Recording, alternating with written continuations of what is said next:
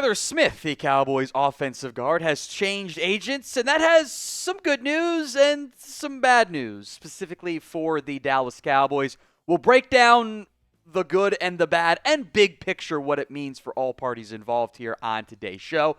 Before we dive into that, we are narrowly behind the NFL Chat Sports sub-battle leader. Steelers Talk has the most subs of any NFL team so far in May. We are second. Let's catch them. Let's be number one. Hit that sub button. Get more free Cowboys YouTube videos each and every single day.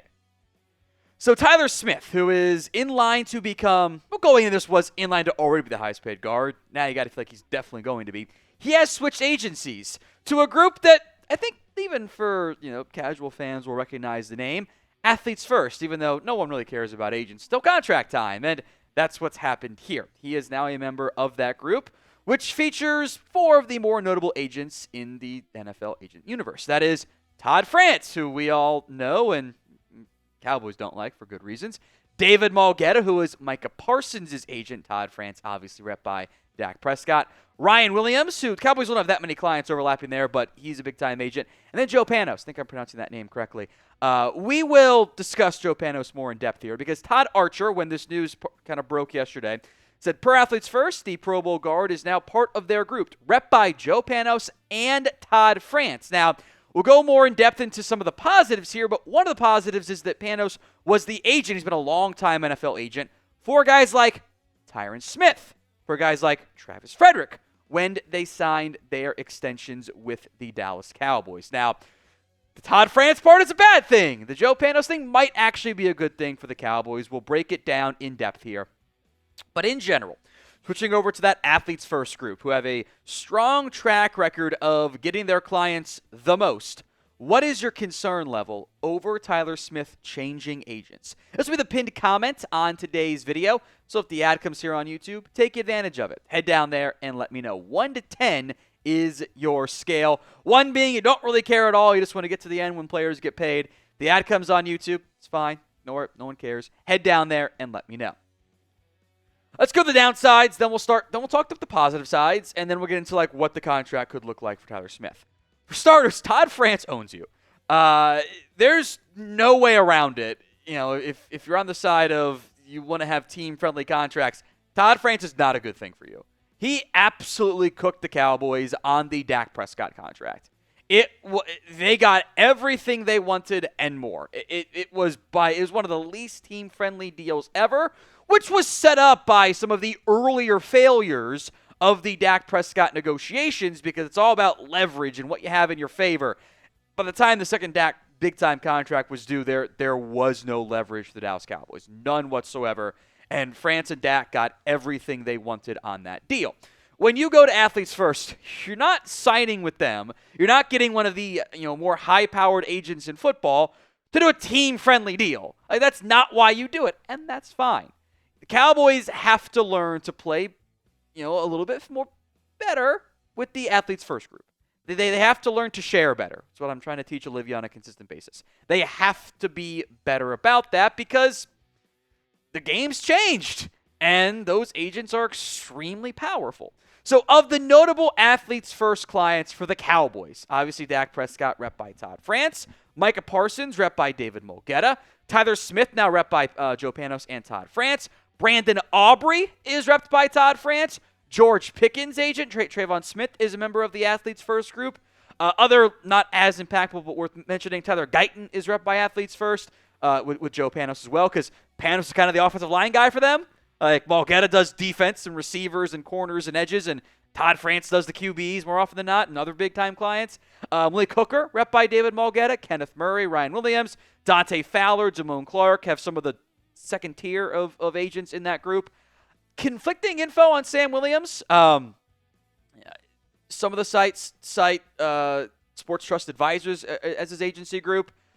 The Athletes First group also wished him a happy birthday this year, and there's been some claims he's there. A little bit uncertain in terms of when he switched, but lesser name, so not as impactful there. Andrew Booth is actually rep by David Mulgeta, which is why, by the way, when Jerry said he didn't know the agent's name, yes, he did. He was lying about that. He's got multiple different clients he has negotiated with for David Mulgeta and with the Cowboys. That's either a lie or he was telling the truth, and that's actually a bad sign for the cognitive state. Now, speaking of George Pickens, and we'll come back to Tyron Smith here, some of the positives, you can get his jersey. I know it says 00 right now. You can pre-order the George Pickens jersey, and Fanatics will ship it out to you once the number is finalized. So you can get it in line today. Chatsports.com/Pickens. Link will be in the comments section and the description of today's show to pre-order your George Pickens jersey. Now, when I first saw the news, I went, oh, that's really bad. There is one positive here, and that is the presence of Joe Panos as a agent involved in this upcoming Tyler Smith contract negotiation. There's a familiarity there, and I think a good relationship there, too. Tyron Smith had Joe Panos as an agent for a long time, and he gave him a shout-out at his retirement press conference, saying, you were never just an agent, you were family to me as well. Jerry Jones, who does remember the name, Joe Panos, said at the press conference, quote, "I've never seen anybody do more and get involved more to help him than you did as his friend and agent." I do think the presence of Panos there, who again is kind of the offensive line guy for Athletes First, is a positive for the Cowboys. There is a good relationship there. Now, of note, Panos' more recent offensive line contract, a big one, was Penei Sewell, which was a massive record-setting contract that also went 4 years. If you think you're going to get that 7-8-year contract that Panos and Smith did, which kind of was a unique situation anyway, it's not going to happen this time around. But there is, I think, a good built-in relationship already, which I think is a positive. So do you want to pay Tyler Smith? Why for yes and for no? Now we'll get into kind of the nitty-gritty of what this deal might look like, but let me know in the comments why or and. This is how the current Tyler Smith contract shakes out. He is going to make $4.26 million against the cap this year. That's nothing. That is an extremely limited contract. That's not that much more than the Cowboys are paying Robert Jones to be a backup. Hooray for the fourth-year contract of a guard taken late round one. The 2026 fifth-year option has already been picked up at $21.27 million. Now, of note, as it sits right now, that would actually be the highest figure for all guards in the NFL. Right now. That's kind of cheating because it's the fifth-year option of a longer contract. Trey Smith, we'll talk about him in a little bit here, but that $21.27 million for 1 year would be the most among guards. Then he becomes a free agent in 2027. Now, you have the tag option here.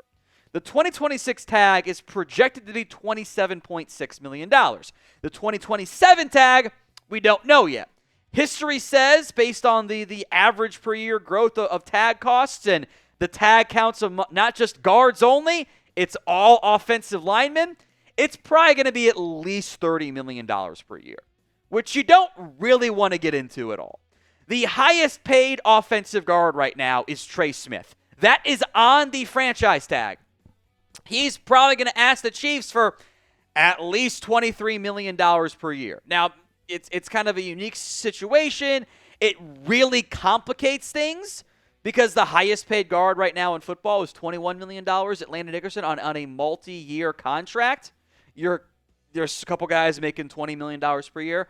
Guaranteed money-wise, Robert Hunt leads the way there at $63 million. Now, you want to start doing the math on, okay, you're going to get at least the one franchise tag plus, a second franchise tag, which ends up working out pretty similar in terms of the average per year.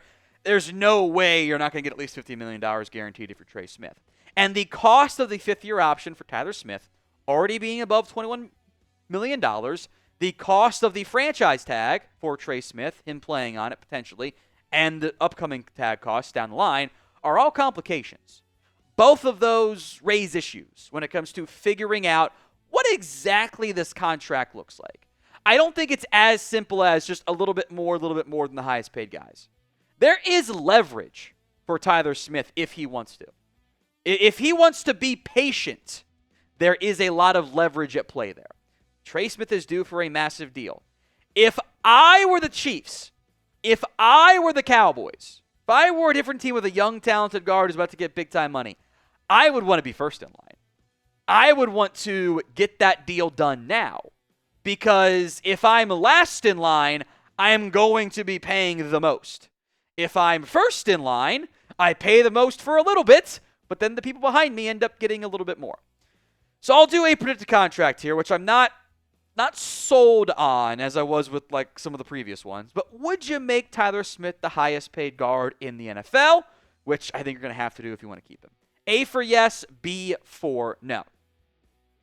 I think this projected deal is on the low end of like what the Tyler Smith camp would accept. 4 years, $88 million. That's $22 million per year, $63.5 million guaranteed. All of those figures narrowly make you the highest paid guard in the NFL outside of the Tyler Smith franchise or Trey Smith franchise tag status, which he might ask for $24 million and get more than Trey Smith makes on the tag.